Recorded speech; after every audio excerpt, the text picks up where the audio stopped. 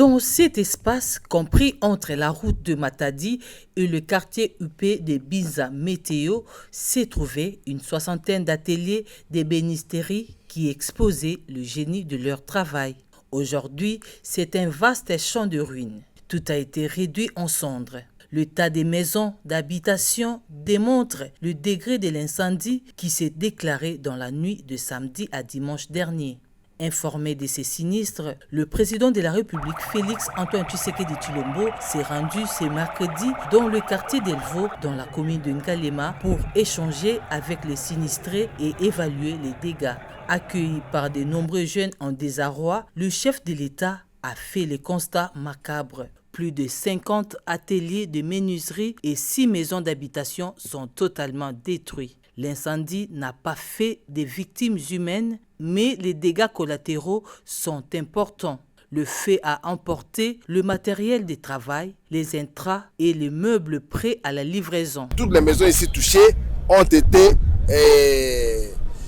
complètement bousillées, donc il n'y a plus rien, ils ont tout perdu. Il y a les menuisiers également qui ont perdu beaucoup de choses.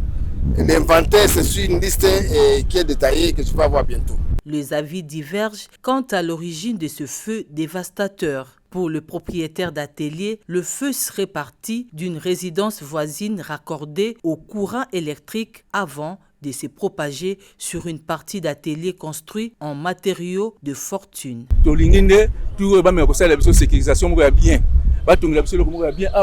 Pour na makambo oyo eyaka lisusu pour se répéter au troisième fois tona mimwa mikanda tozana ngombe tozana ngande ekoma ya biso nde libela so tata mokonza kondima apesa biso yango asala biso mikanda ekoma ya biso définitivement. De leur côté, le résident du quartier rejette la faute aux tenancieux des menuiseries. Alors totikaki te na belela ki au moins banda 15 minutes bamenize bobima biloko na binezo zika bobima bamenize babima kite natikaki na matin ba na beskali pona olarté ba famille bazali kuna na likolo pona dangereux nde tokitsana ba famille nyonso moins 6 familles. J'ai entendu la sentinelle crier bobima moto ba menuisier bobandeli lisusu et tout. Je suis montée au balcon pour voir ce qui s'est passé. J'ai vu la sentinelle courir dans la parcelle et il y avait un monsieur qui a sauté les murs et tout, il prenait les sables pour jeter vers chez eux là-bas. Et la sentinelle s'est précipitée pour me prendre, moi et ma petite sœur, et puis nous faire descendre.